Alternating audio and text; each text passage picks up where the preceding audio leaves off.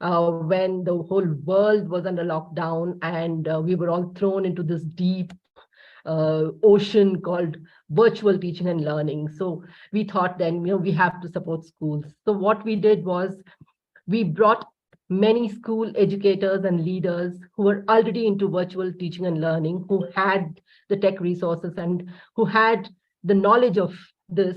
So we brought those educators to support the others who were still struggling. And that's how this community of practice started. And this community slowly became so large, not just within the country, but we had so many educators and practitioners even from outside of the country.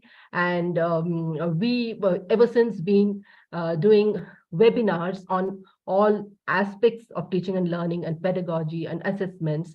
And the whole idea was if it was to support educators and support schools, then we wanted to do things that schools really needed at that time. So the topics and the themes which were discussed on this community of practice platform came from the educators. So in that sense, this was a movement for educators and by educators. So it's about support. It's about coming together and brainstorming on what we can do, coming together and sharing good practices as to what has helped me in my school. Why don't you try this? Or even maybe this is a challenge that I have, and is there anybody who can give me some ideas as to how to tackle this challenge or how to tackle this problem? So that is what is the entire spirit of community of practice. And so today, as we know, today is circle time. And since schools reopened last year after the pandemic, socio-emotional learning has become so very important. So we've had several sessions on SEL. And today we thought we could kind of take one aspect of socio-emotional learning, one pedagogical practice of socio-emotional learning, which is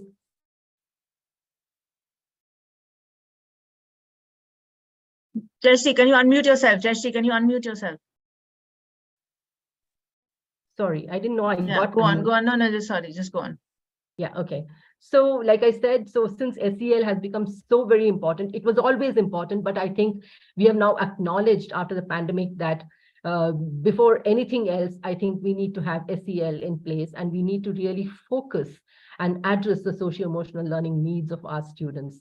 And so hence the topic today, which is circle time, which is a very important and a very specific pedagogical practice to address socio-emotional learning needs of our students.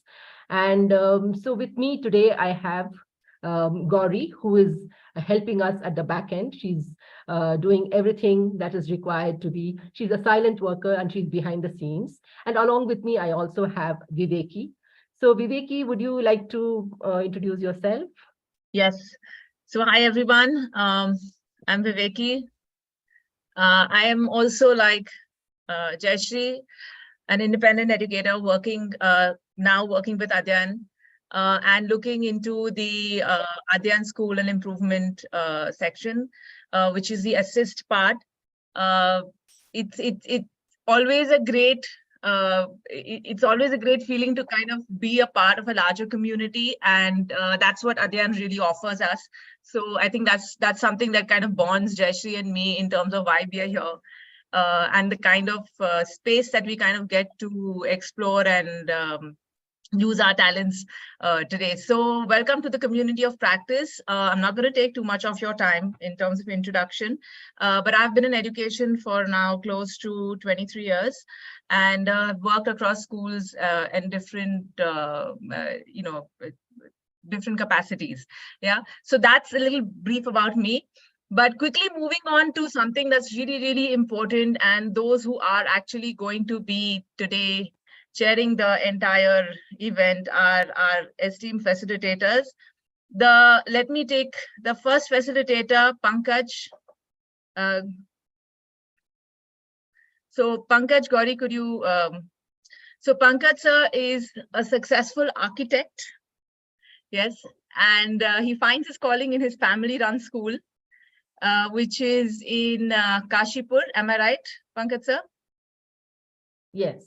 Yes. So He works with a desire to bring experiences and techniques of modern day methods of learning into the rural community space that he's been working.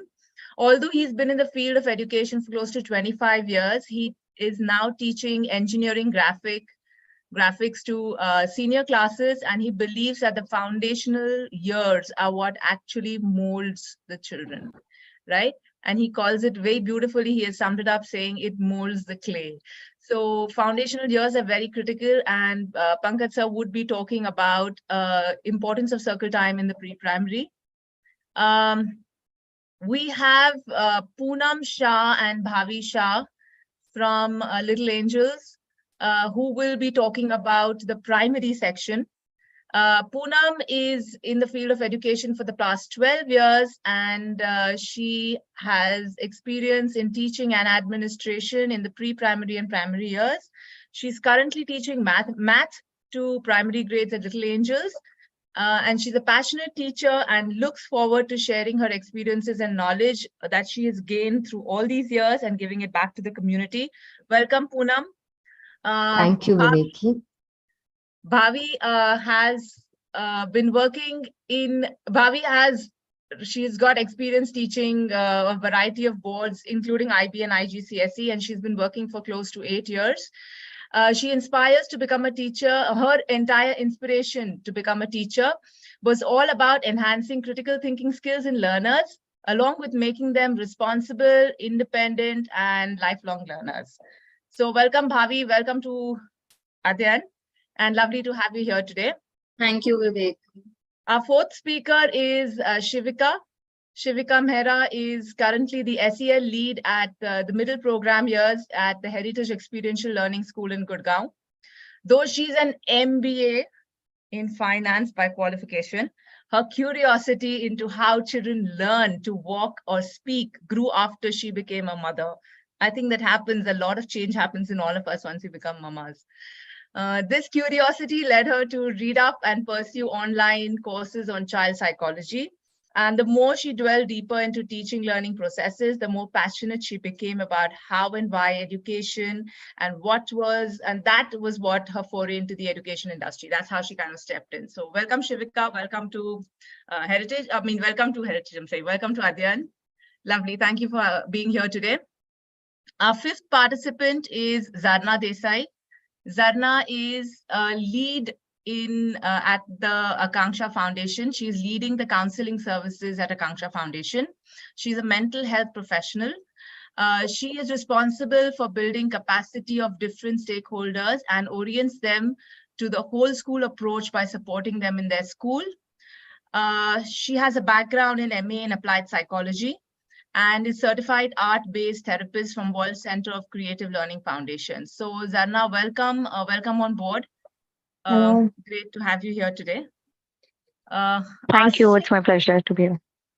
Our sixth speaker for today is Kay Jacob.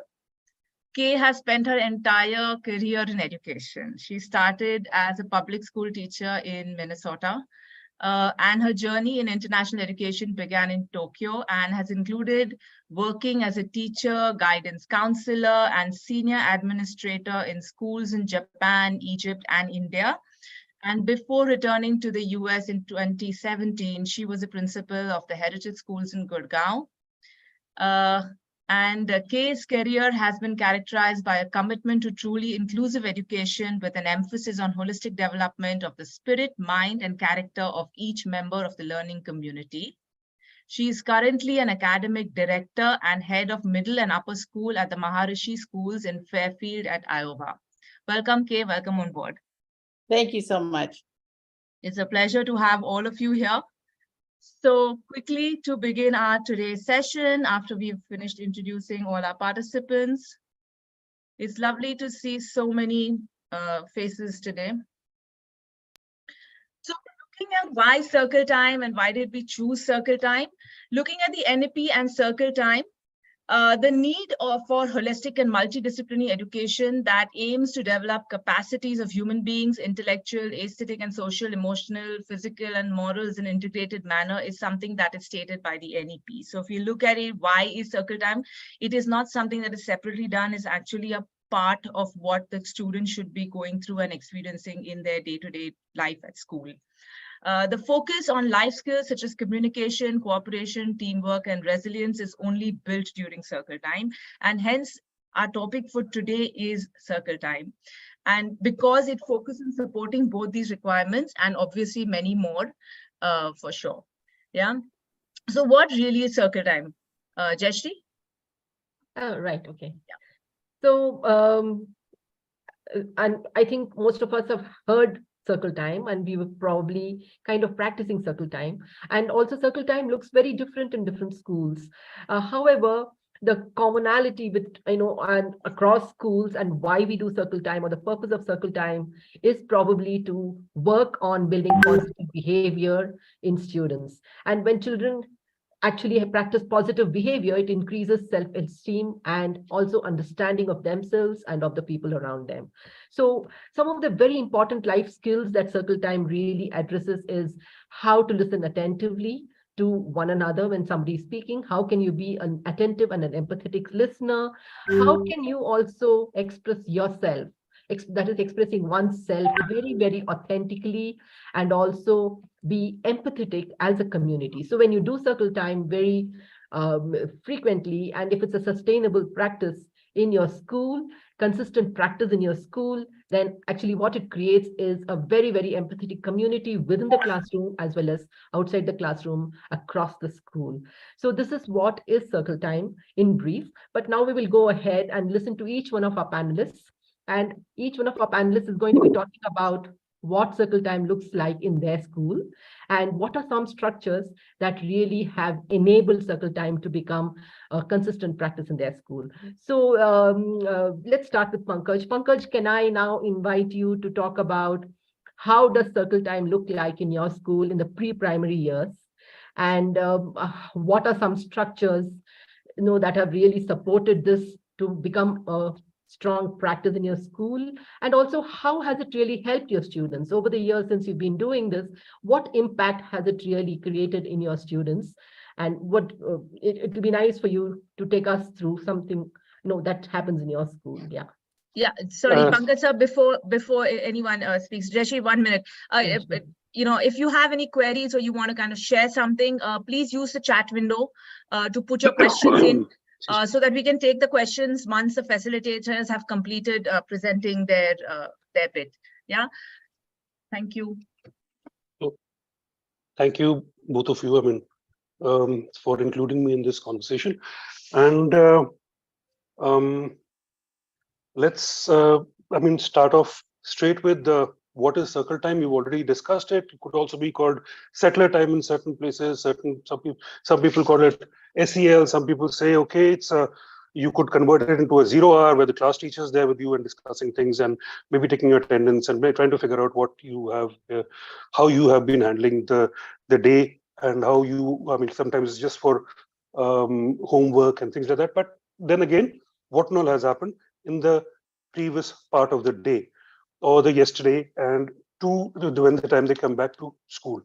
So I'm going to dive right into why I am talking about why I would like to segregate the various age groups and the type of circle time, because there are different kinds of challenges, and I've kind of stated some of them. So we're working on the pre-primary year, and let's take up a scenario such as you can see the child clinging on to the parent coming into class first day, and you must have come across so many of these children who, some of them who are very excited, some of them who are aggressive, some of them who are maybe crying and want to cling on to their parents. So you have a start off with a situation where you have a change in environment, which we realize the child right now we are talking about is at the age of 2.5 to 3 years old. And so obviously the child is coming from a very protective environment and coming into some place which is going to be totally new to them. So so there's the issue of insecurity due to change in surrounding and people, and also the child is disoriented. Maybe I'm hungry, I don't know who to speak to, I start crying, I don't know why I'm crying. So there are a lot of issues which come across, and so the emotions come in, and where we do not, when the child does not even understand what is uh, he or she feeling, and that is when we come across the issues of self-awareness before we can even go down to senior classes, and they can say, I'm melancholy or I'm such and such.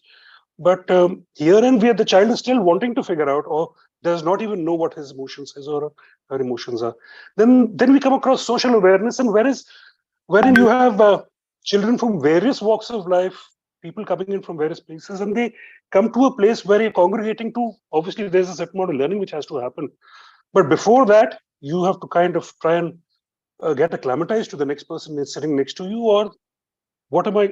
How am I going to react to this? This child took away my toy, or something of that sort. So you come across something like that, and so social awareness and understanding relations, wherein we don't really know. The child does not really know if if the other child is upset. Can I take that toy from him, or is the child happy? Or I mean, I can't to understand faces, reactions. Where do all these come from? So all these things, and then finally taking decisions. Maybe starting the first formative decision of maybe asking to go to the toilet. I mean, does the child even know he wants to go to the loo? I mean, we are starting at that level. So obviously, I'd like to kind of creep this particular pre-primary level at a treated slightly differently, and that's how we kind of work in our school. So let's go on to the next slide. And so, what are the what do we need? And that is the settings that are required. Yeah. So how do we create that setting before we can even try and do something? Before we can even try and create that atmosphere. So what is it that we need to do? Maybe we need to create a setting, and within the class, outside the class, who all are going to be the stakeholders? The child is going to be coming across how many people? Who are the type of people? Maybe they could be obviously the classroom is there, the children are there, the other students are there, the school is there. You're coming to the school. There are other people there, and then finally there are the family and the caregivers who are also going to be part of it, because the child is going to go back. So what are we talking about? Okay, so yeah. So when we're talking about this, what kind of a climate or the class climate do we need? So first of all, I think before the child can even express themselves, or why should they express them, why should they open out to you, is maybe you had your favorite class teacher was your favorite teacher was or maybe my favorite teacher was my maths teacher. Why? Because he kind of prompted me and promoted me even when I was feeling down, when the others would laugh at whatever I would even question and would say, what a stupid question you asked. So maybe that was what it was. So that was empathy coming from his side without me noticing it. But that was what maybe the reason why I started liking maths. So similarly, so how do you create your class climate is important. So first of all, it is security, the happiness within the class, whether or not it is empathetic.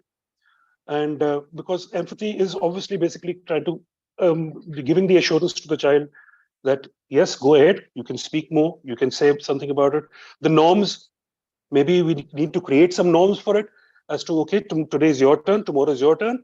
And so the sense of equality, and again empathy, and then again the school culture as to how you are going to respond within the school in terms of how the teacher can discuss issues related to there could be a dialogue which you need. Okay, there has to be an openness, there has to be caring, where there's a dialogue, collaboration, inquiry, and reflection of basically important practices. How will I handle it, and how will you handle it? Let's take the best practice together, move on further. So school culture is also important, along with the maybe the caregivers within the school. Then you have the family and the caregivers who are outside the school, where the child is going to be with through the rest of the day. So how you need to collaborate with them, that this is how we would like to create the practices. How do you feel about it? What is there in your social circle, or what is your kind of social fabric, wherein is it is a joint family, how or is it a nuclear family, who are the people around, and how we can kind of tell them or collaborate with them and make them aware of what would be the best way of taking the child forward and creating the same practices in the house. So going on to, I'll take it very quickly, and going on to how would a particular a timetable look like. So going on to the timetable, because why do we need a timetable? Because how are you going to practice to incorporate the SEL in the curriculum and to make sure that everybody is going to be following it? So what would a typical day look like? So let's talk about the day moving as the children come in, and now there could be children coming from various social backgrounds. So you have children who are somebody's happy, somebody's parents have just discussed something about who's going to pick the child up. So there may be, I've got to go for work and you haven't picked her up, so and so, and so there is a kind of a general argument at home. But it kind of, does it affect the child? You come there, maybe the child is walking onto the going to the bus stand, and out of his 4 biscuits, he takes 2 with biscuits with milk. He takes 2 of his biscuits, and he's going to give it to that dog who's going to be waiting for him at the bus stop, and suddenly he realizes today the dog is not there. So he's in a pensive mood. And what else? And what else do you? I mean, what are the different kinds of moods the child has? So when you are getting into class and the teachers getting into class, our initial issue is the teachers always put on a task of this is your complete lesson plan. This is your this is the kind of the number of things you have to do. So there is a lot of work on their heads, and they're saying, okay, mera course kaise complete hoga, and how am I going to complete my syllabus, something like that. So I think that becomes one major issue with every teacher. So why I can do this later. I mean, is this really necessary? But just think about it. If the child is, you are in a situation where you've come to, as a teacher, you come to school and you realize there's something back home which is nagging you. Maybe you were supposed to pay the electricity bill and nobody has done that, and I'm supposed to do it. Something is wrong and I need to go to the bank, and you haven't been able to do that. So obviously that thing is always nagging in your head. So can you perform, and how much will you perform? Similarly here, if we understand that every child will have a certain amount of emotions, how are you going to get the emotion out? So till we don't get the emotions out, we might not be able to get the social emotional learning across. And social emotional learning will finally end up to be better once there's a continuous process of once the child is more comfortable and will be able to express their emotions to you. So the first thing we have in how we practice it would be something like an empathy talk with circle time, where children would sit down, parents, the teacher and the children would sit down, and maybe a conversation about today. If somebody is looking a little excited, so okay, what was it? So explain that, and the child is excited and explains it, and so on. What happens is there is an emotion which the child has understood, and that child has understood it for the other child who's also sitting there and listening. So the child could be happy today, sad tomorrow. The other child could be happy today and sad today. So it's a mix emotions which each child understands in terms of when you're sitting down together and there's a circle time, you understand there is this feeling, there's that feeling. Everybody understands it. And then finally, then the teacher can say, okay, today I know what my mood of the class is, and works on it. So that allows the teacher to be more empathetic, explains it in that way. And then finally, the teacher can take the class forward. Then again, you have basically a certain time for musical yoga, where there's a certain amount of energizer, and then obviously cognitive classes. Then again, there's a circle time where is the community lunch, wherein everybody sits together. Again, there is a way of the certain amount of social emotion skills which I learn, and that's how by the end of it, the child carries back a certain amount of happiness, and how they would kind of explain it to their parents, and then move on further for the next day. So that excitement kind of builds up, and the child is also more happy. So the final outcomes which we can, I'm trying to run through this so fast, but anyway, so final outcomes which we are expecting is basically active learning, where the child be more proactive in trying to understand what you're trying to say, because the child has come in tune with you. Achieving socio-emotional competencies, obviously they will be able to communicate with each other. Today, you are playing with that toy. How am I going to get it from you? And maybe the words like smaller things like, please, may I have the toy, would be also very, very big achievement at this age. And active engagement in collaborative learning. Okay. Collaborative learning allows while you are playing together, you learn what are the abilities of the other person, what are your abilities. Even when we are in our offices here, we also know that kind of learning allows us to understand that this is not what are the abilities of that particular person and how we can move on for this. So the formative years, that's what I come back to it. The formative years are what mold the clay. That is the reason why I would like to put it across.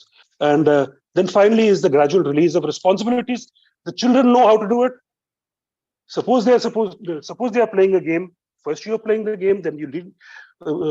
There is basically you're playing together. You're playing with so there are instructions, and then they finally learn how to use those instructions and play together on their own. So there is a gradual release of responsibilities. This is just a start where the child finally learns how to be able to explain their views. So when we come to senior classes like class 11 and 12, when the child is not being able to speak, why? Because maybe we are feeding in all the information, we are telling them what to do, how to go about it. Even the question is framed by us, even the answers are framed by us.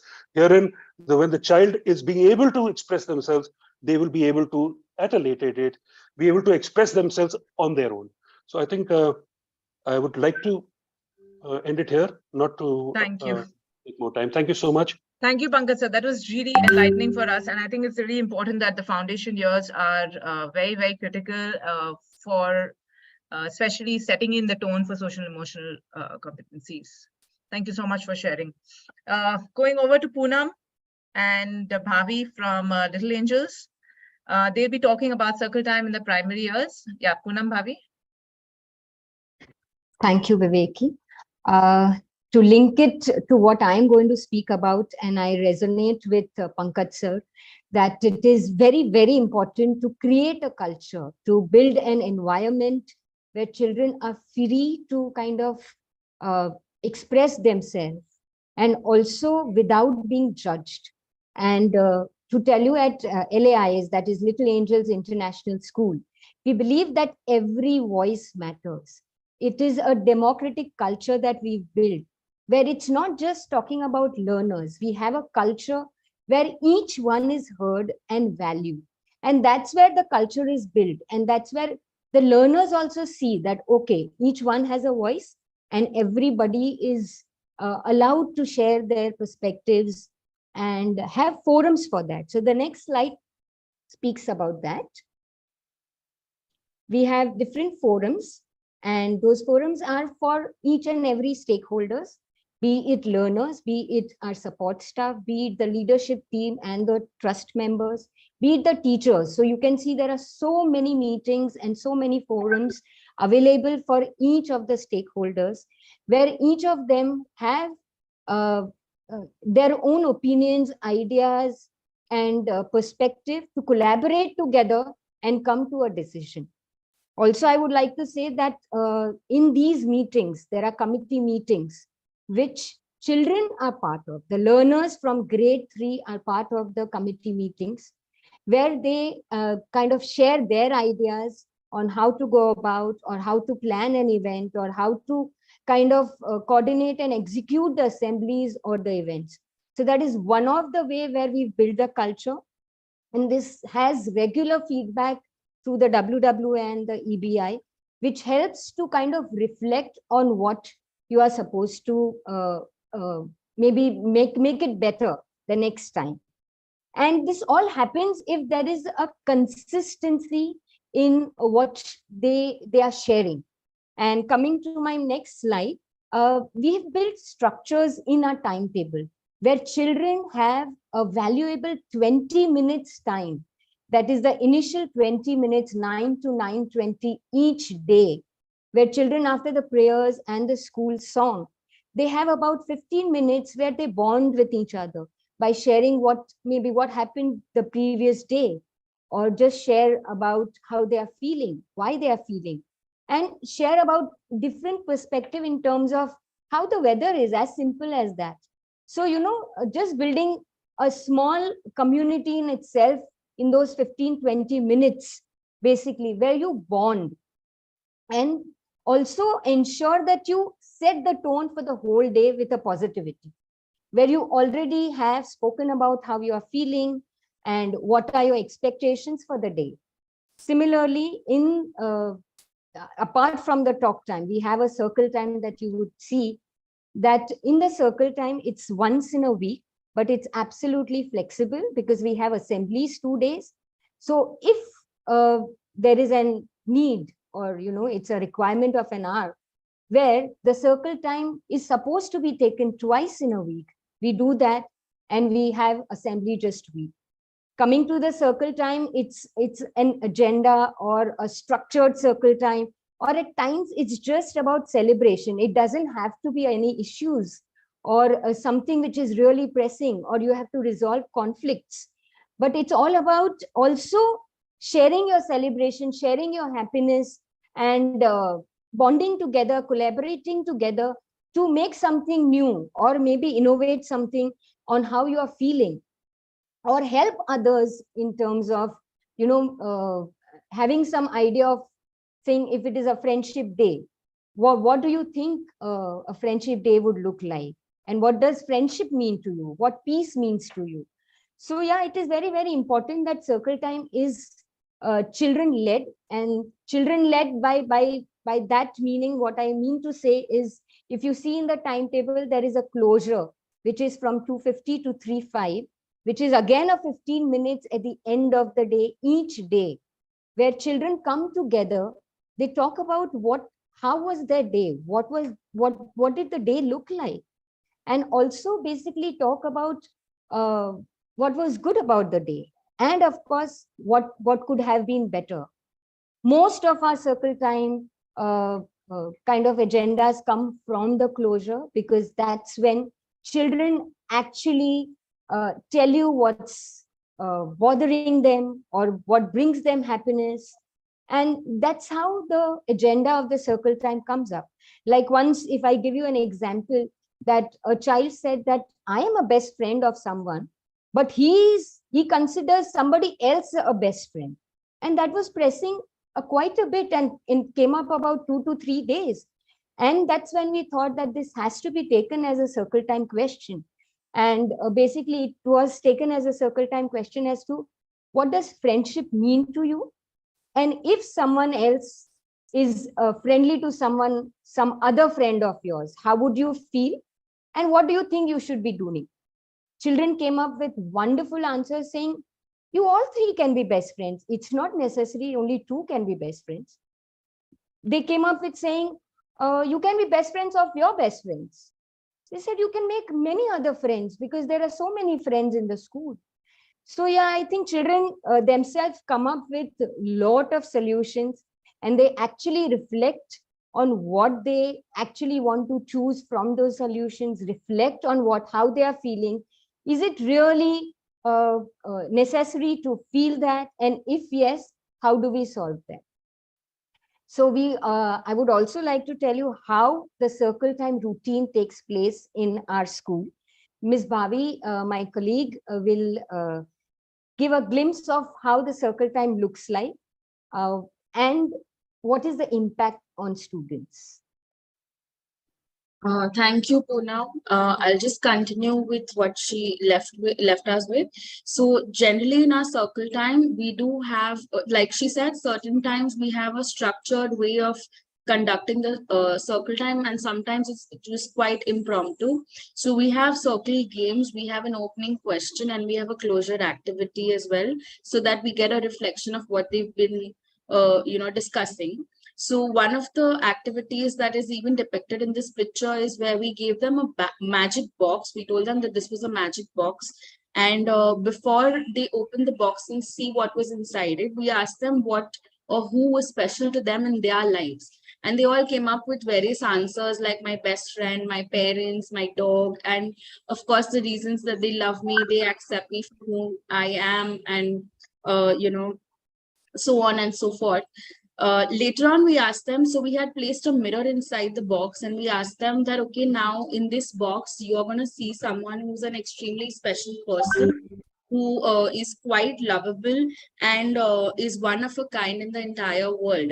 So when they saw their picture, when they saw themselves in the mirror and they were deeply touched by it, some of them couldn't believe that, oh, okay, I am special, or just to be understanding without being told that they were special. And could we just go to the next slide, because we have one reflection of the learner sharing how they felt about it. So there's a small video. Yeah, I'll just play the video.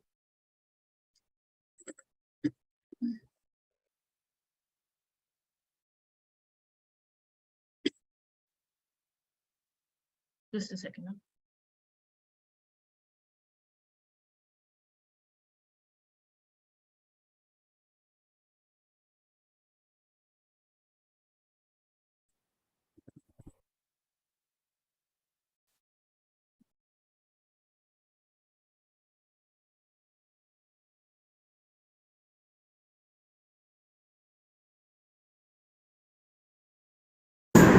So how it feels nice when like when someone tells you they like you or something like that.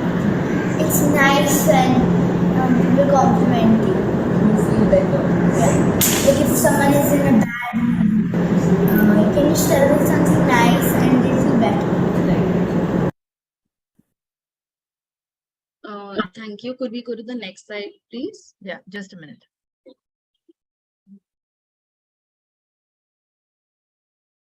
Just a minute. Huh?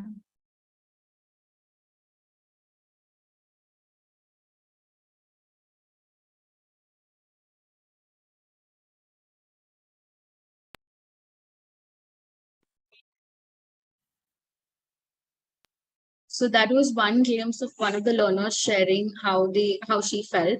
And this boy, when he looked at himself in the mirror, he kind of smiled. And when we asked him why you only smiling, he's like, I feel more confident today. It's not that he lacks confidence, but he's just like, I've never thought of myself in the same way, and that's why I feel special.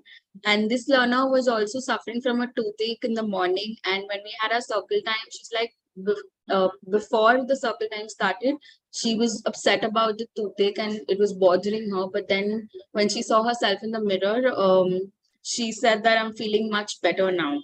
So we don't really need medicines all the time, I feel.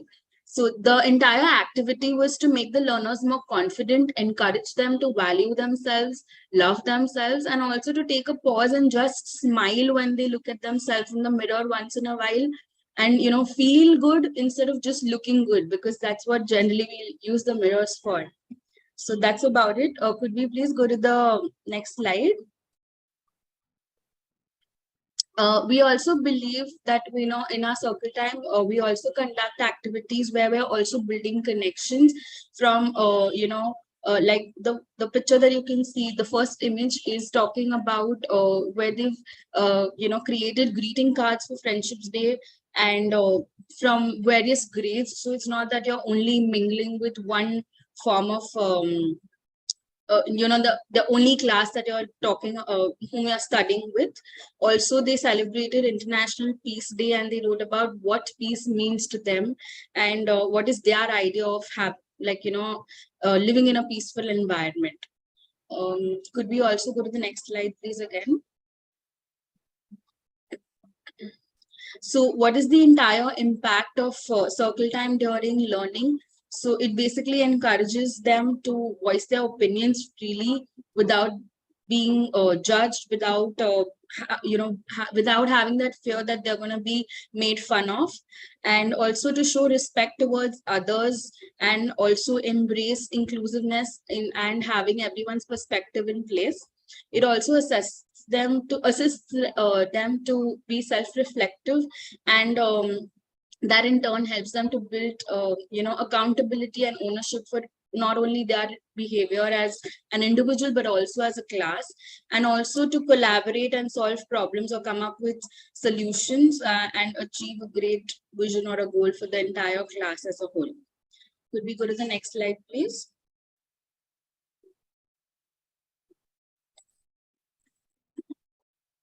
Yes. Shivika, you could take over. Yeah, so thank you, Poonam. Thank you, Bhavi, for sharing great practices from the primary years. Let's hear what Shivika has to talk about in middle school. Thank you so much.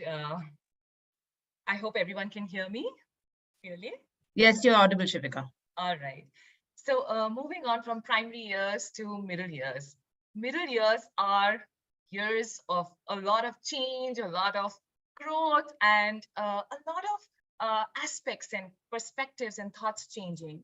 So in middle school, we lay emphasis on looking at social emotional learning skills as life skills that children start practicing, imbibing, so that when they grow up, they understand what does it mean to be successful, motivated, and empathetic human beings rather than individuals concerned about what's happening to them. We want to build a community that grows together, stays together, and looks at the upliftment of the entire community.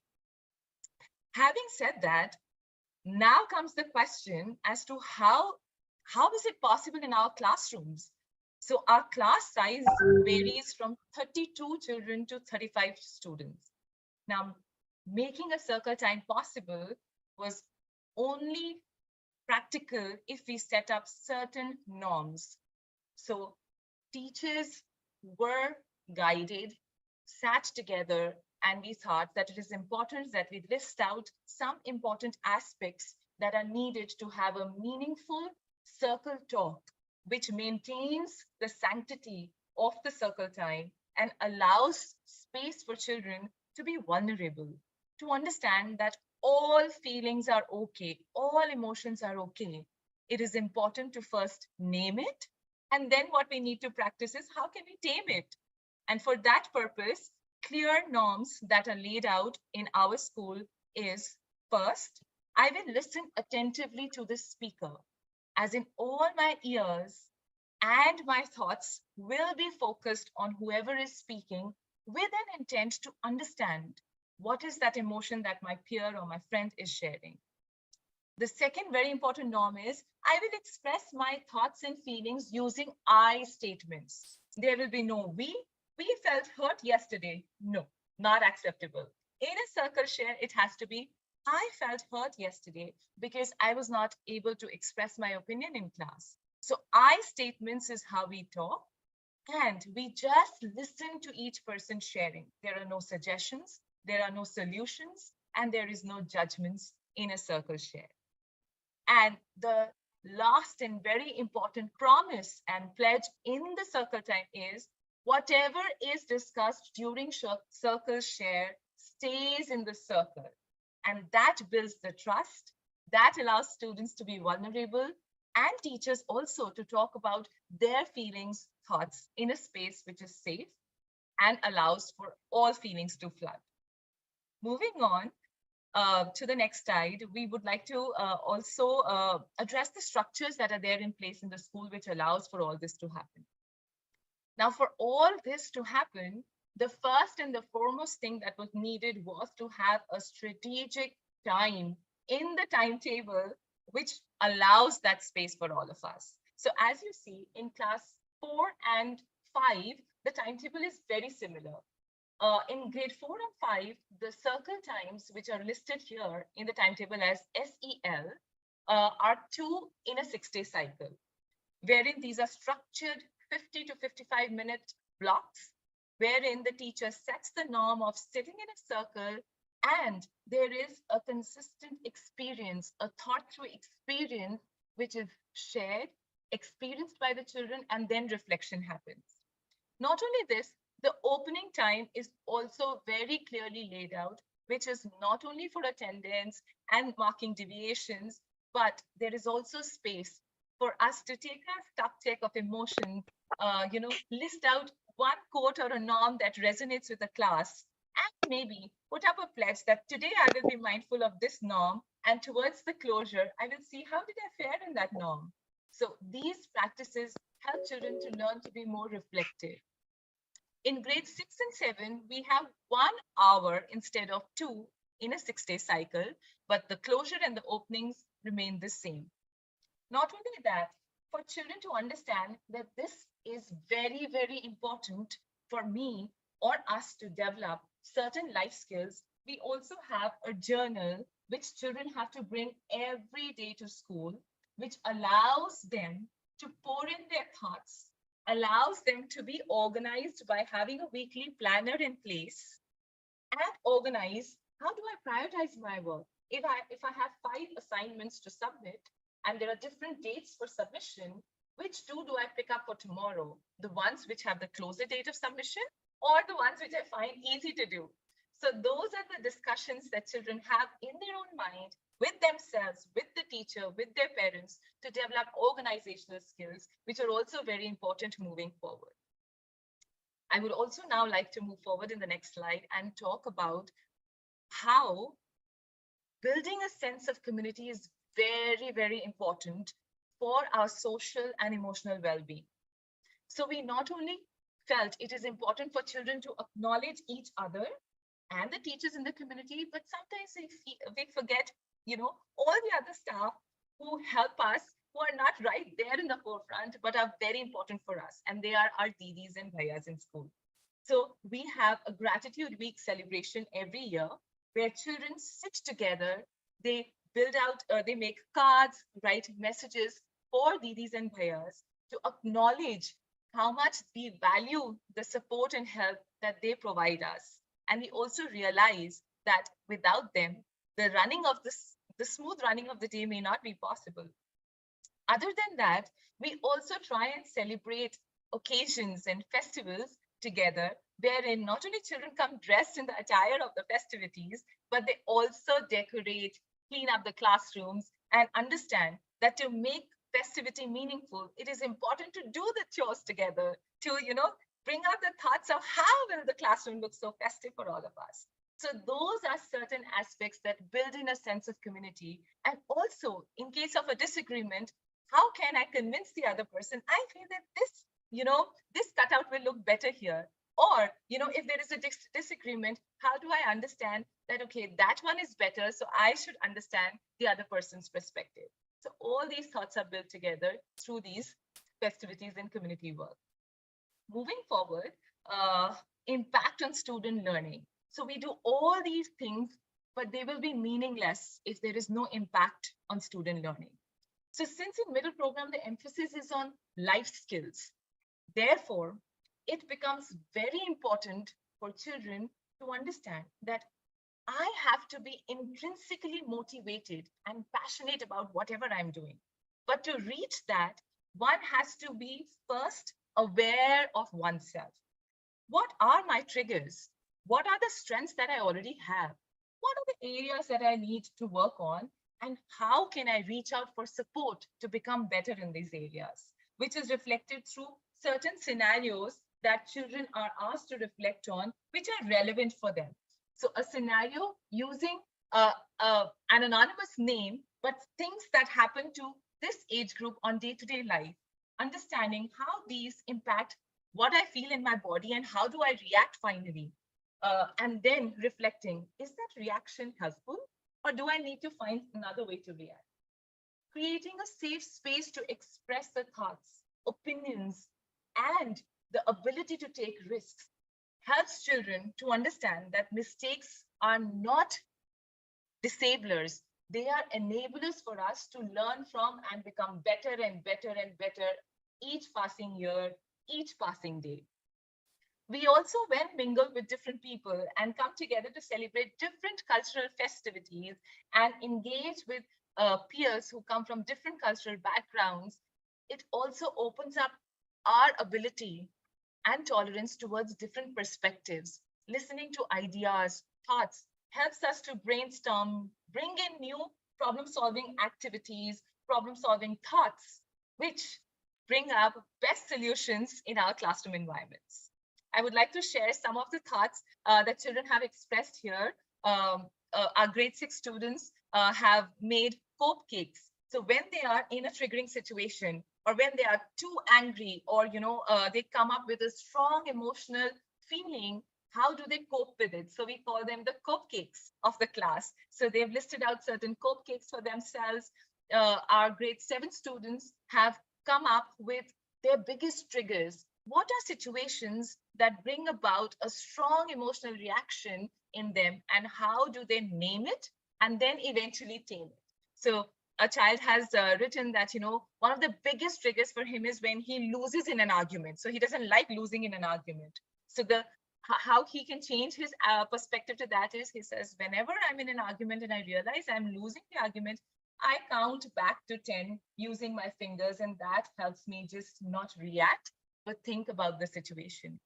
A grade 4 student has expressed in the chart paper as to what peer pressure in the classroom feels like, looks like, and sound like, where peer pressure can be so stifling that they cannot be themselves, or they feel that they are in so much pressure that they have to say yes. So those are the words of little children, from moving during the pandemic lockdown to how children realize that how there are certain things which are in our control, but some things are not in our control. How do we channelize our energy in things which are in my control? So if I cannot go out and meet my friend, how important it is for me to either just talk to my friend over the phone. So that is something that I can do and is in my control. So those aspects and decision-making abilities have been translating through these circle time aspects. And thank you so much for listening in, and moving on to the next speaker. Thank you so much, Shivika. Thank you. I think great practices and a lot of takeaways so far from the pre-primary, primary, and middle school. Let's hear what Ms. Zarna has to say for high school. Hello. Yes, Ms. Yeah. Zarna. Yes, thank you so much. Yeah. So to give you an introduction of what Akanksha Foundation is, we run BMC schools, and in Mumbai, Pune, and Nagpur, we have 26 BMC schools. So our children come from low socioeconomic background. What as in Akanksha, we have 3 domains called academic achievement, youth development, and community engagement. The academic achievement is what is about developing academic skills. Youth development includes social emotional learning, a lot of 21st century skills, life skills that I'm going to talk about how we do it, like how we help build that in our children through various spaces. And there's community engagement, where we have parents as partners to work with us to support the children. So to start with, when we say social emotional learning in our Akanksha context, what we look at it like, we look at it to be a safe space for our children. We look at it like to be an open and inclusive space, having age appropriate. So if we have like from K to 10, we have circle time, and we have a framework where we have broken down everything based on what it looks like, based on their age appropriate, what are the skills that are needed from taking from me to others to the system level. So it's been broken down. We have progression, and each school has its progression, and there are lesson plans based on that. What we like the spaces to be is more collaborative spaces where we can engage to listen to each other, agree to disagree, understand each other's opinions. There's no right or wrong, and how we can like be open to understanding what each one comes with all their experiences. We look at like a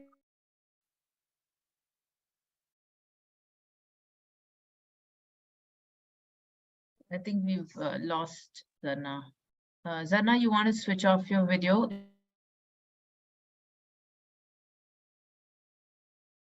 and a space where children get opportunity through again various activities like role play, theater of the oppressed, or even like doing projects or activities where they're able to practice the skills.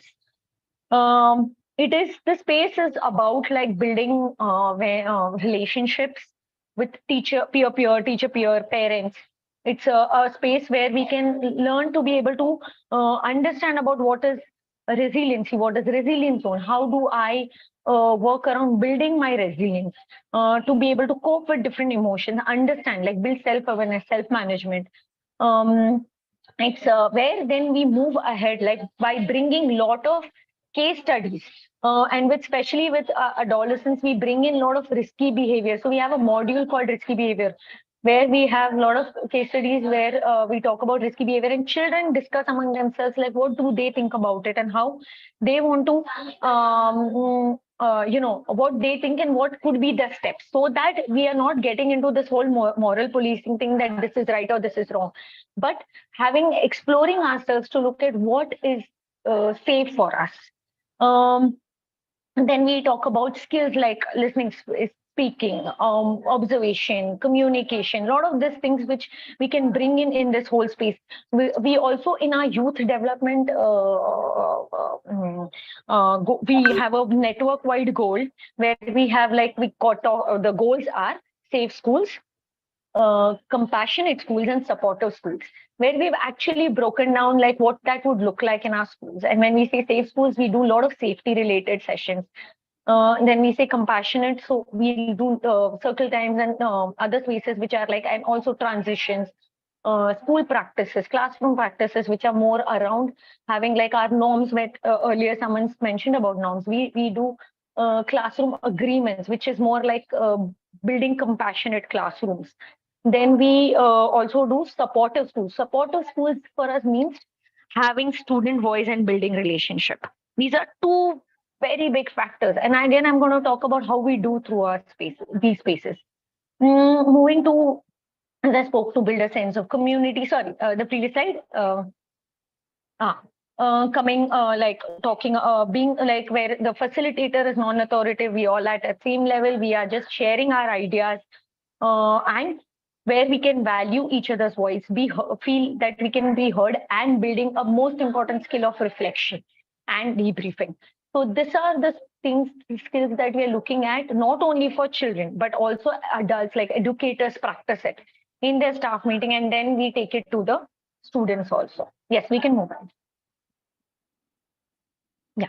So some of the spaces that we are going to talk about is circle time, and a lot of people here spoke about circle time, how where we, as I also earlier mentioned, that we have a progression where we look at developing a lot of skills, not by just um, talking about it, but actually doing role plays, practicing in case studies, and with children, when we do it, we bring in those scenarios, we ask them what do they feel, and again, in building on that, we have a progression. It doesn't become like need based or like, okay, today I want to talk about this and tomorrow this. No, there is a progression where we are looking at how developmentally we can develop skills in our children, which are very specifically related to social emotional learning.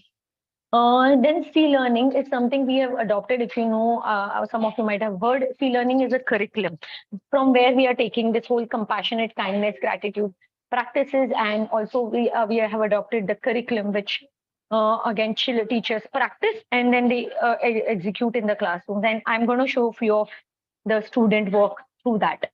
There is advisory. Advisory is basically 1:5 to 6 children. It is a very small group intervention space, like for especially higher grades, where we are talking about college readiness. Where we talk about like the students are like really protected, right? Like till the 10th grade. But what happens after that? Right. So after that is what we are looking at, preparing them from right now. That's where again we have a progression from say study skills, a lot of puberty related conversations, a lot of relationship related conversations. A lot of these things happen in a very small, intimate group where children feel free to talk about it, have their own voice, come up with solutions, understand what works for me versus what I as an adult probably talk about, right? So children get a lot of space to have their own voice. Student council, again, it is student council is a space not for like entry, exit, lunch. Yes, all of that happens, but there are student led um, what do you say, events that are led by students. They are part of the staff meeting. They give feedback to the teachers. They give feedback about the event. They are part of the debriefs. They even come up with difficulties. So I would like to give one example. In one school, the student council saw there were a lot of stray dogs, and people used to throw stones at them, and or BMC used to come and take them away. So they thought of, why don't we create like a feeder for them? Maybe we can get a veteran who can come and like give them injections, so they are not like they don't have any risk and things like that. So all of this ideation was done by students. So we want to again incorporate a lot of student ideas, student voice through feedbacks, reflections. And moving on to student empowerment. Again, student empowerment is a space where we talk about what I spoke about earlier about risky behaviors. If you see a lot of cyber safety related conversations, people use social media, then how you could use social media in a safe way and also in a very constructive way. So now we have children who make reels around how to keep themselves safe. What does cyber safety mean? We bring up a lot of case studies where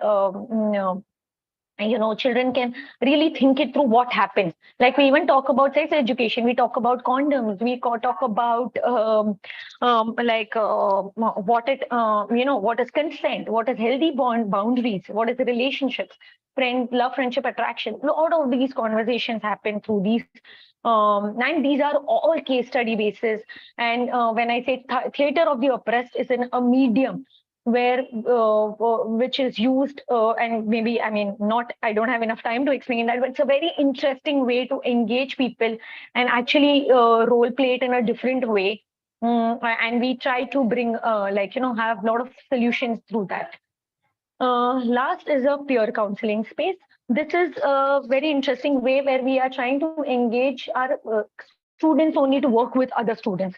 So this need came up when we realized there were children, like we have counselors in school, but there were children who were not finding it comfortable to share what they felt. What was it like at their house? Because they felt that we don't come from similar backgrounds sometimes, or there was some kind of discomfort because of adults and children talking. So what we thought of is we trained higher grades. We have actually created a module where we train the higher grade children with a lot of micro skills, counseling micro skills, which actually help them also as an individual. But then they also, and if you see the photographs next to them, these are part of peer counseling, where they then work with their younger grade peers where they do daily check-ins, they do sessions, literally sessions with them where they are talking about building self-awareness, their emotions, a lot of these things where they can openly share and talk about, and they can relate to each other and their difficulties, what they come from. So again, this is about that, which helps in building again skills for themselves and others also. Yes, we can move forward. Yeah. So I will quickly go over the structures. There is a structure for each of these, which is more or less similar, where we meet up, warming up, like these are rituals. Then there's main activity. Then we close by debrief and reflection, and then where we do pair share, group work. And then moving to calming down or cheering up, where we do a lot of grounding and resourcing activities. And duration has to be 40 minutes once in a week, at least, all of these structures. And then there's a lot of planning that goes in terms of planning happens. There is collaboration where we do observations, then we give feedback, and then there is training that happens monthly on all of these structures and spaces. And then if you could read, there is like children are able to actually understand the science behind what is emotions are, like what is resiliency zone, where do you fall in the resilience zone. Children have expressed how they feel by colors, the emoticons. There are these heart structures where they have shared about gratitude. There's also classroom agreements put up. A lot of these various ways we are trying to incorporate and also not in like only these spaces. These are also outside, like in during classroom times, also during transition, these things happen. So moving ahead, we are going to look at like the what is the impact has been and how have we measured. So we have called this, we've come up with a thing called SEL scale. So based on what we've seen, like NEP is also now encouraging like holistic development. And with that, we thought of like, where do we stand? How do we understand? Because social emotional learning is very difficult to measure. And that's where we were able to come up with a skill. And if you see, there are like bar graphs, and we have written like how across Mumbai, Pune, where our schools stand. And if you see, there is a I don't know if you're able to read it well, but how we speak about pro-social behavior, empathy, resiliency, and perspective taking. So, and where each of our schools stand. So this is how we are trying to measure. And then below, if you see the image below that, is a very school-specific data also. So we have whole network data, and we have school-specific data as well. So we do that like every month. We go in the schools and talk based on this data and see where we want to move ahead.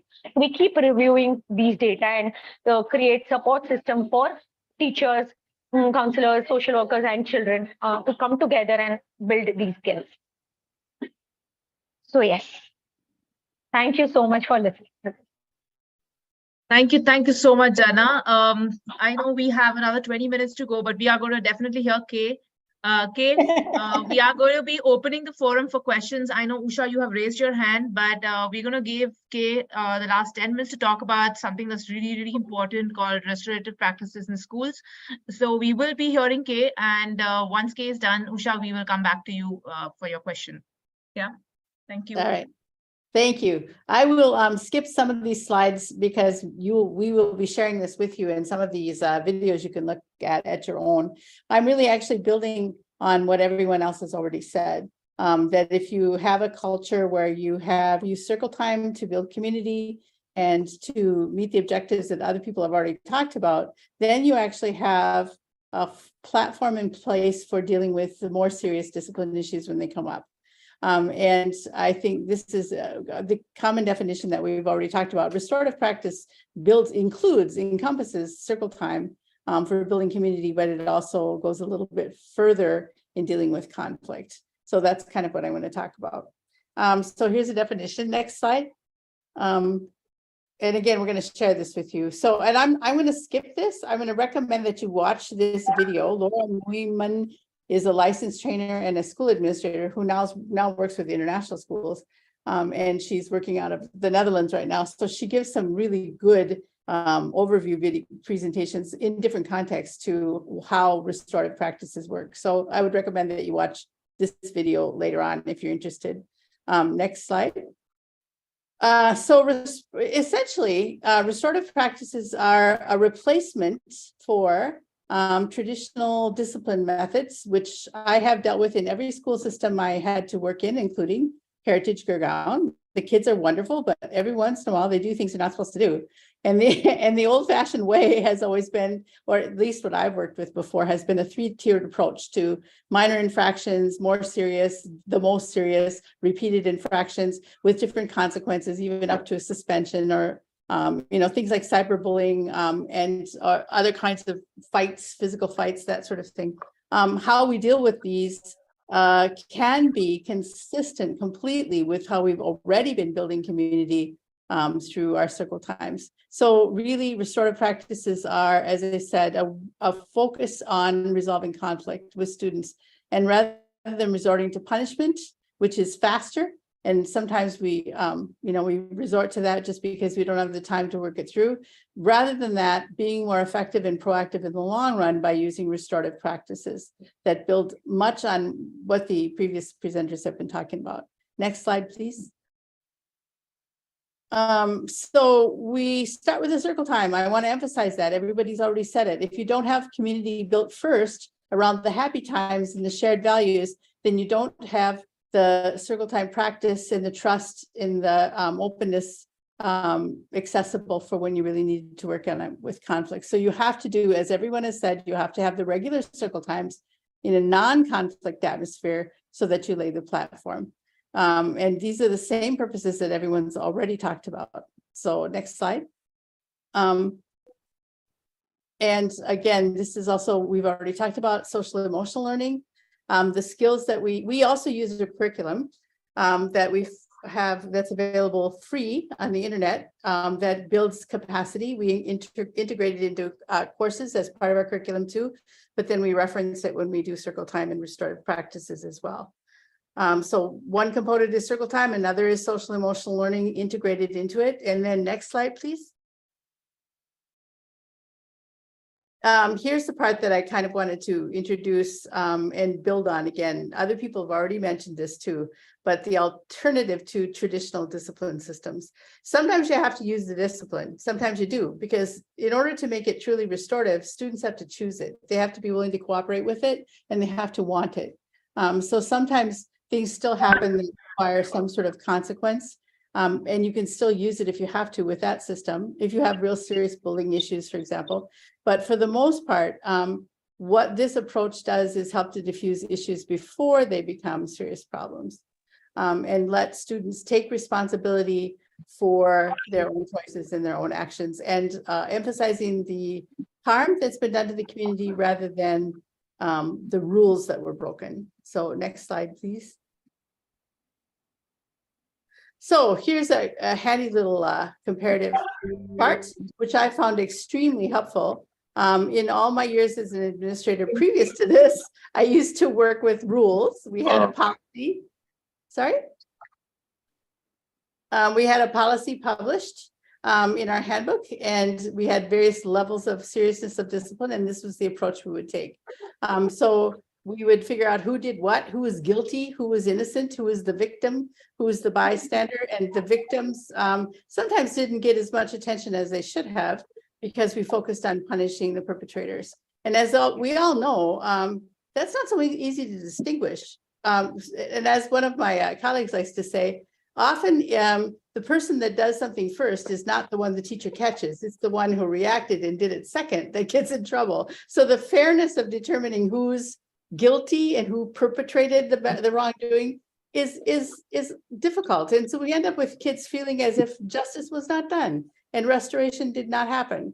So when we focus on rules, that's what we get. Whereas with the restorative approach, we're actually looking at who is harmed in this, what relationships have been damaged, what sort of community trust has been broken, and everybody has a role.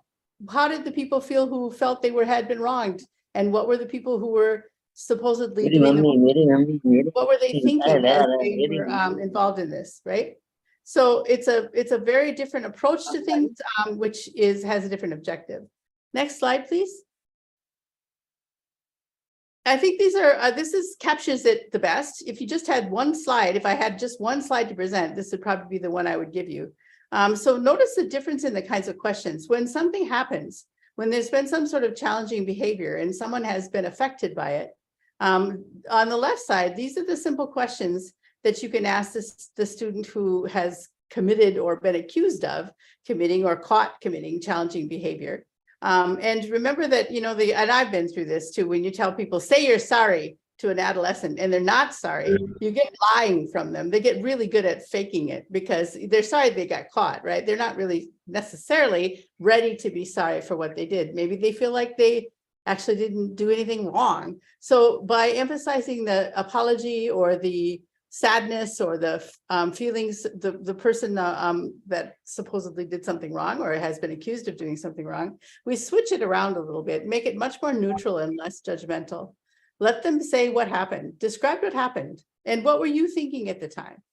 And what have you thought about since? And who was affected by what you've done? Maybe not just the one person involved, maybe the whole classroom was upset by it. Maybe other people were upset, parents were upset, the community was upset. And what do you think needs to happen to make things right again? So notice the lack of judgment and the lack of assumptions in these questions. They allow the student just to be able to respond according to how they saw the situation. And those who are affected by it, you ask them these sorts of questions. What did you think when you realized what had happened? What impact has this incident had on you and on others? And what's been hardest for you? And what do you think needs to happen to make things right? So you can have students reflect on this. They can talk about it. They can talk about it with each other. When they're ready, you bring them together and they actually talk about this together in the same room. They can write on it. They can respond to it and notice again that we're not putting them on the spot. We're allowing them to reflect and take responsibility for what happened. Next slide, please. We just heard about the fact that you can actually create training sessions for students to become peer mediators for each other. And you can actually teach kids conflict resolution skills that they can use either in the presence of other adults or even on their own to sort of escalate conflict peer to peer. And I think it's worth looking at this short video because it shows you a little bit about what this process is like in action. And I know this is an American school, but I've worked at Indian schools and Japanese schools and all kinds of schools, and I think you'll find the relevance to be there as well. So you want me to play this video? Yes, Okay. yes, Yeah. just Okay. play this one, yeah.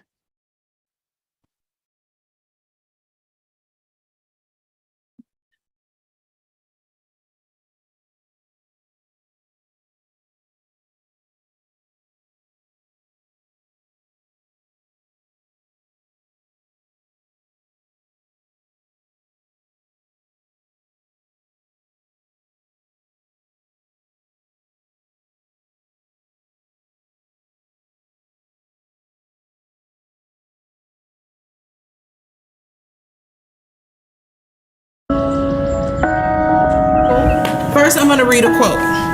To succeed, you must first improve. To improve, you must first practice. Young people have to be given space to grow and to feel like, okay, I made a mistake, but from this learning experience, I can continue to become better. To learn, you must first fail.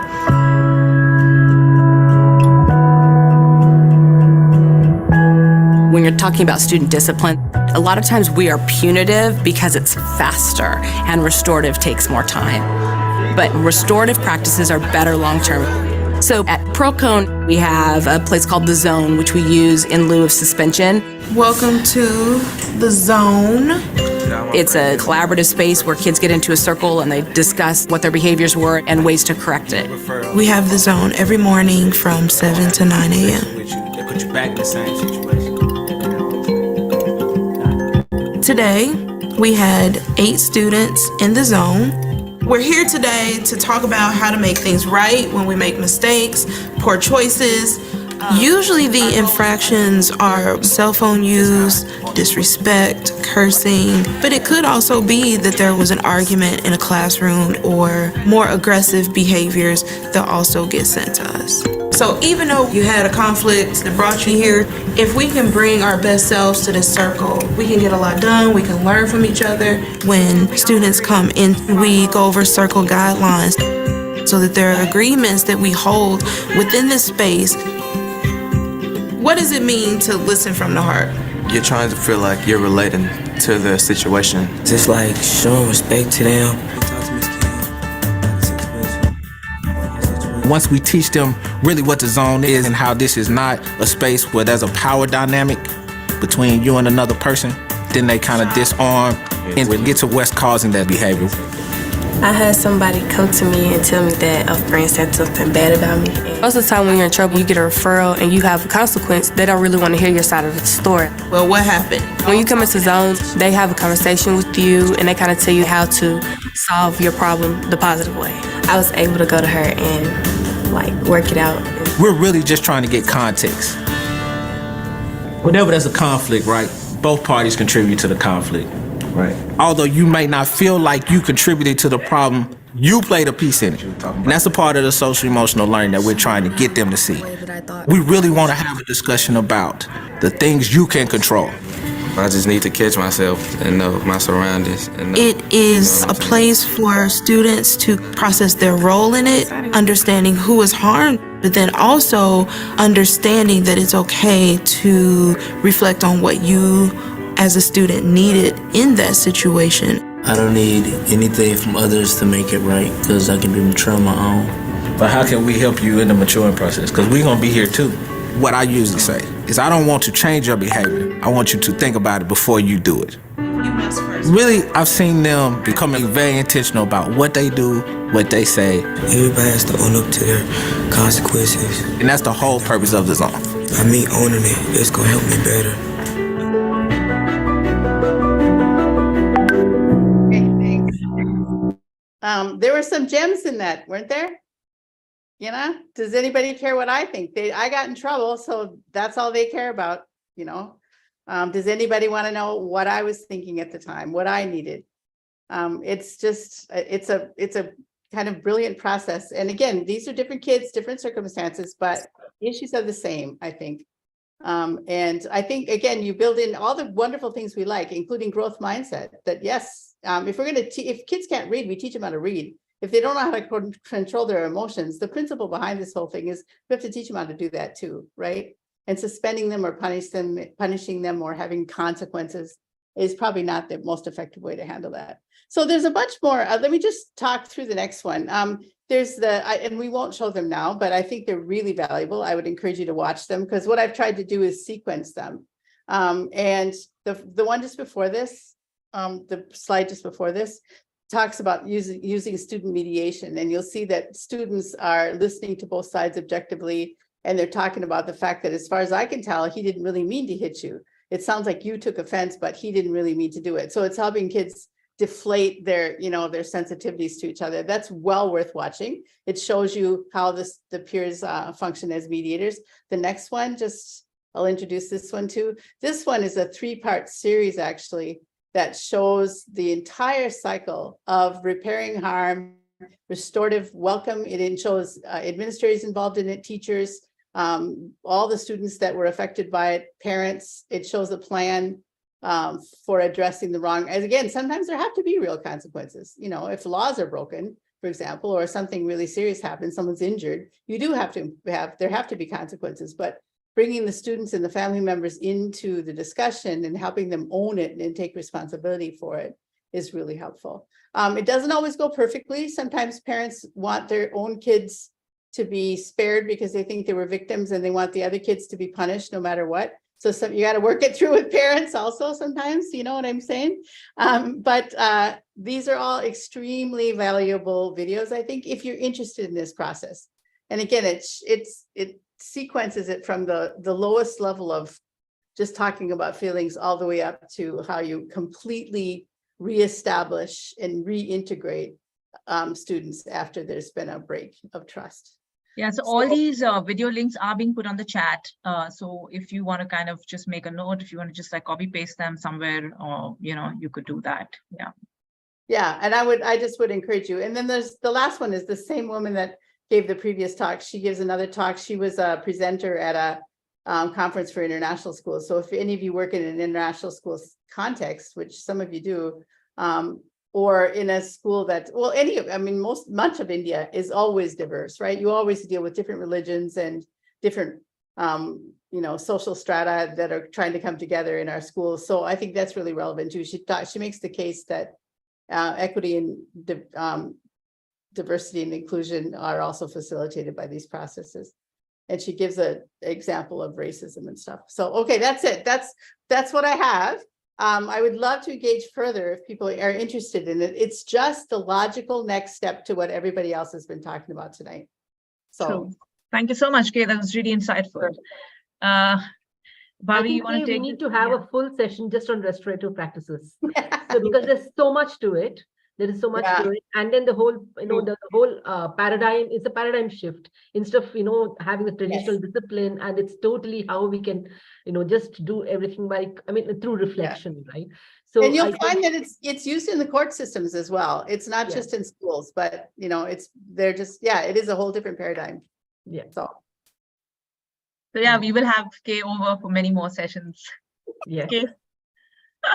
And I think along with that, I think from the other participants, what we heard was about, morning circle and closing circles. I think so maybe a little more, maybe we could dive deep into what does a morning circle look like? What does a closure circle look like? How are they different, and that kind of a session. I think there is so much scope more to do all of these now. I think in our coming sessions in the following months, we'll do all of that.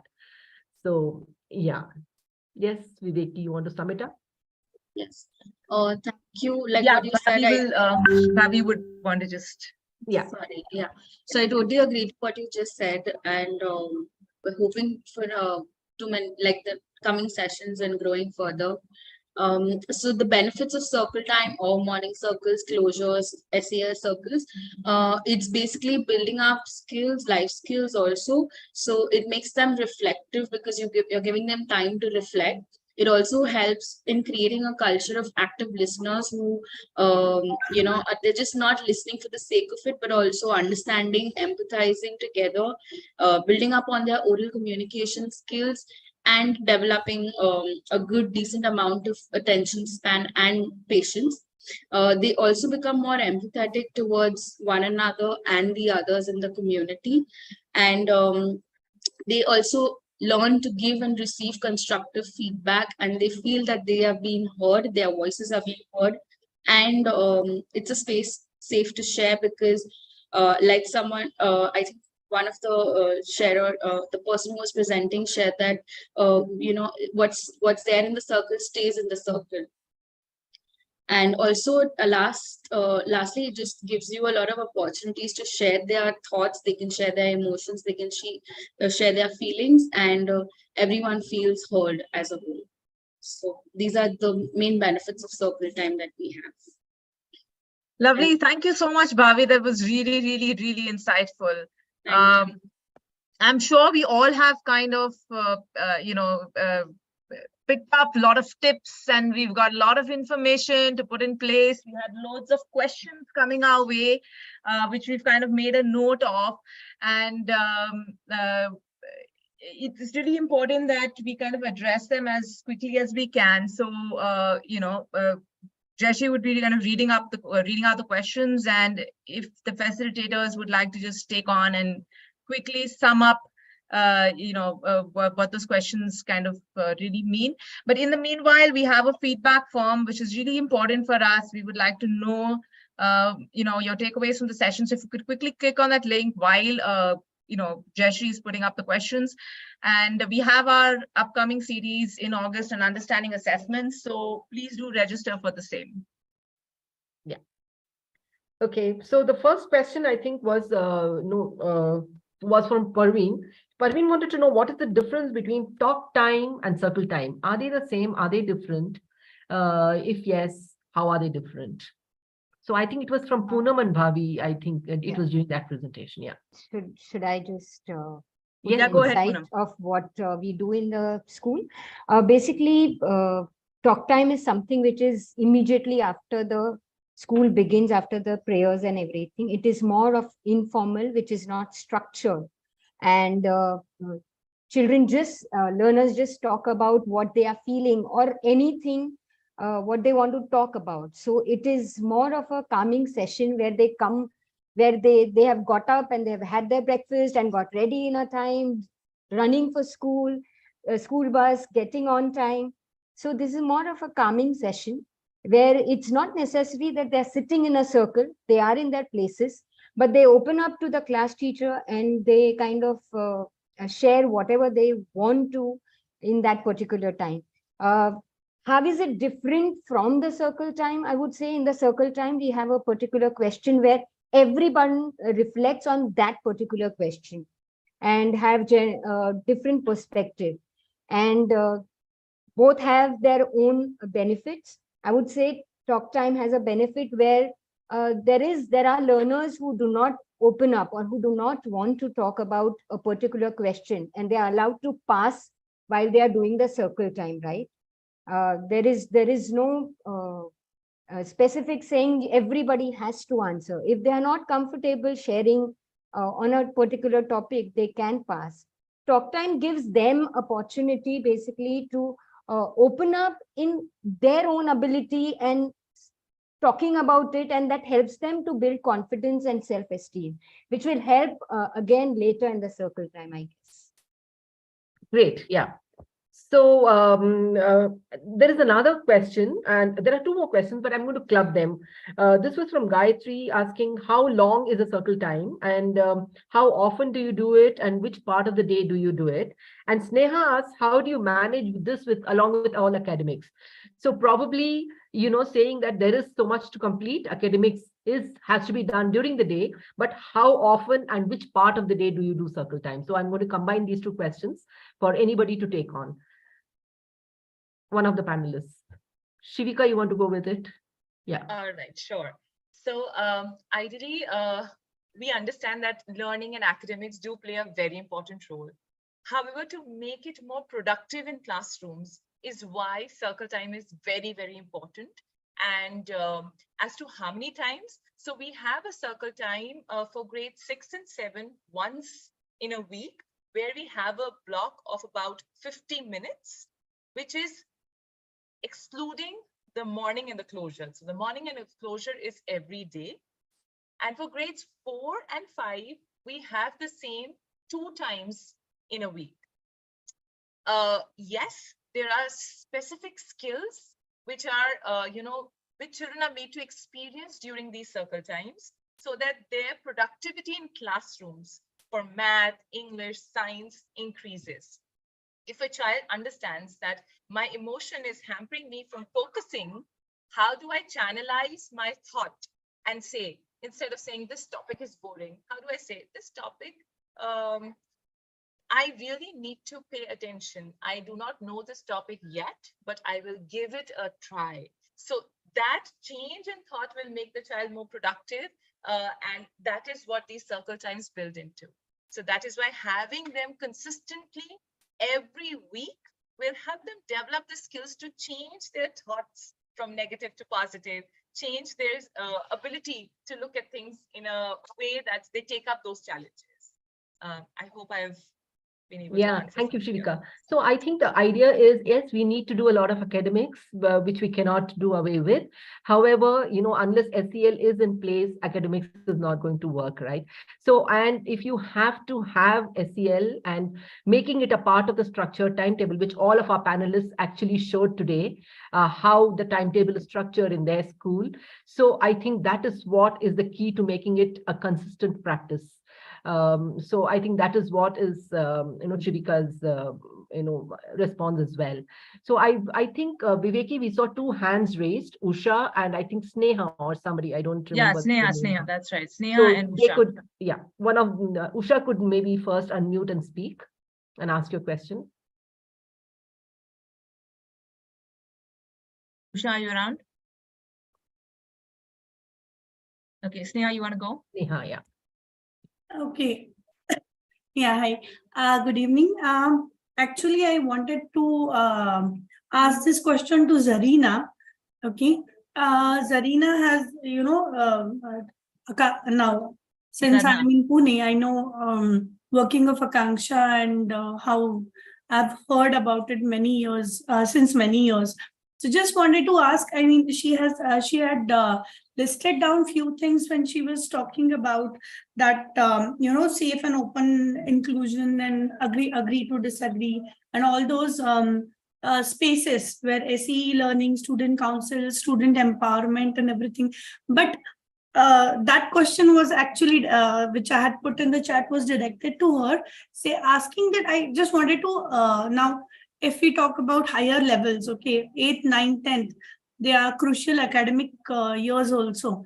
So how do you club that and the academics? That is what I wanted to ask. How does it work in Akanksha? So basically you're asking about how do you integrate it with academics, right? Right. Zarna? Yeah.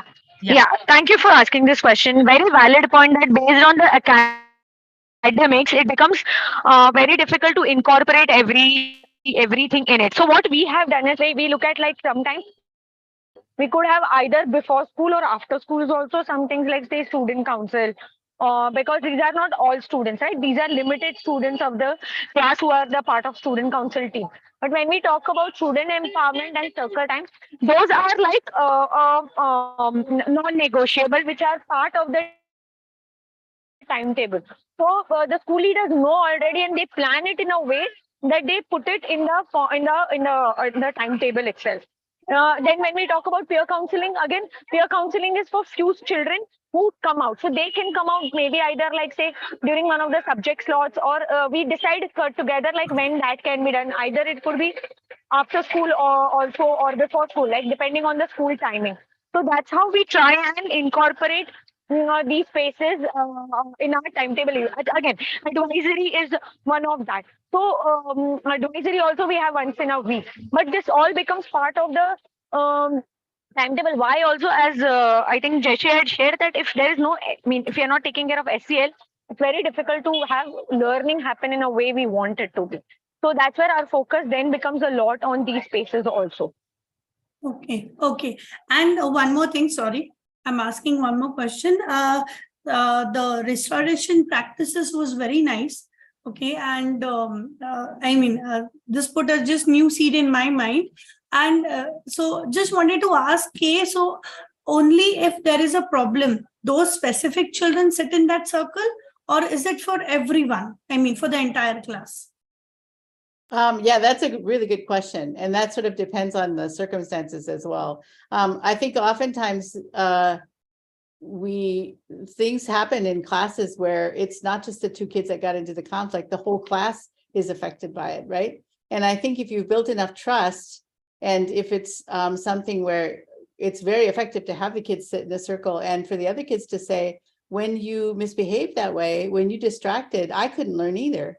And sometimes kids having to hear that their behavior, the two friends goofing off in the back, had an impact on everybody else also, and it wasn't appreciated, right? And so I think you have to be sensitive to that. It kind of depends on if there's a good sense of trust. And I think I don't want to get into this too much, but I'm pretty sure that you are all experiencing what we are with a lot of social emotional depression, anxiety, stuff that happened after COVID that's been brought into the classroom now. Kids, more and more kids with attention deficit and autism spectrum and other sorts of things that are coming in. And sometimes you have to pull those kids aside and it has to be handled differently, right? But to have other voices in a respectful and loving manner say, your behavior when made me upset also can be extremely effective if you worked it through. Otherwise, a lot of the time we handle these sorts of things with the kids outside of the classroom, right? If they get into a argument on the playground, or if there's been cyberbullying and I bring the kids in, I have had amazing discussions with kids over microaggressions on their gaming platforms, and it's actually not supposed to even be my domain because it didn't even happen in school, but it affects everybody. The kids can't learn, and we know this. If they're upset and they're unhappy socially, they cannot absorb cognitive material no matter what, right? And so, but I've had some amazing discussions with kids where they have been trusting and open about why they said what they said and how they regretted it and what they were feeling at the time. But that's been in my office just with the people that were directly involved in it. So it kind of depends, right? Thank you. That's a great question. It's a really good question. Excuse me, can I ask a question? Yes, please. Yes, please go ahead. Ma'am, this restorative session can work for 8th and 9th students also? Yes, we use it all the way down into lower school.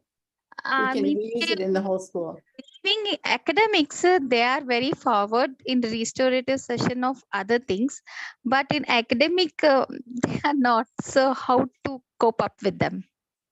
Can I know some ideas? Do you mean the students who are involved in the restorative? 8th and 9th standards. Yeah, the example I was giving just now about the 3 students that I spent a lot of time with in my office around some meanness that happened when they're on their internet, and then it made it upset the whole class. Those kids were 8th graders at the time. And we have a small school in our case, or even if you have a large school, but the kids are together in their sections, right? They move together. If you have upset the class, you've got to work it through, or you really can't get it back to an equilibrium again. And it's remarkable what kids can do. There's another variation that I saw of this before. We called it restorative practices, of a preschool teacher who used to sit. She made the kids, if they had a conflict, she made them sit knee to knee.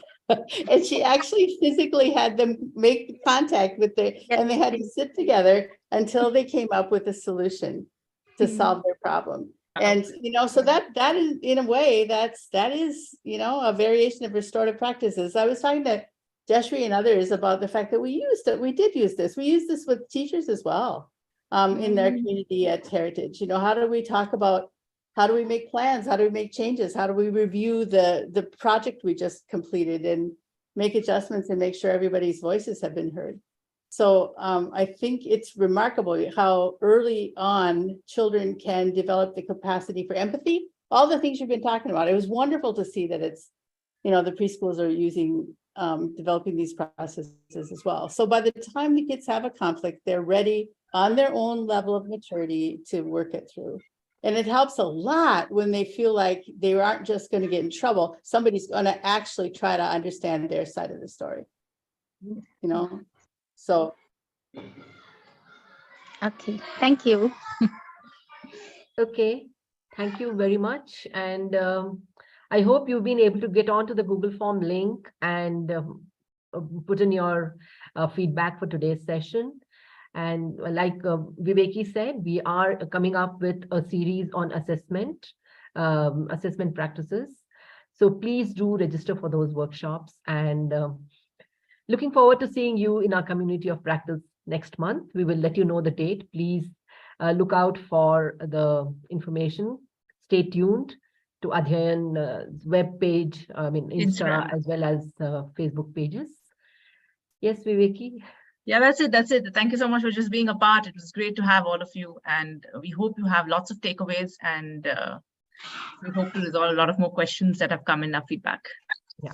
Thank you so much to all our panelists, Pankaj, Bhavi, Poonam, Shivika, Kay, and Zarna. It was lovely, and thank you so much to volunteer to share your best practices or whatever has worked in your school. I think that is the power of this community. So we come, we share practices, we take back to our school, we try it out and come back again and say, this didn't work for me. So how do I do this now? So I think we are all here to support one another, and it's all for the benefit of our students. And that's our only passion, I think, as educators. And that's why we kind of, sacrifice our Saturday afternoon and come onto this platform to listen to one another. So thank you so much. And thank you so much. Today we had a very good audience number, so participants number. So thank you so much. Keep coming in for all our sessions. Thank you. Lovely. Thank you. Thank you, everyone. Have a great weekend. Thank you. Thank you, Kay. Thank you, Pankaj. Thank you, Bhavi, Shivika, Poonam. Thank you so much.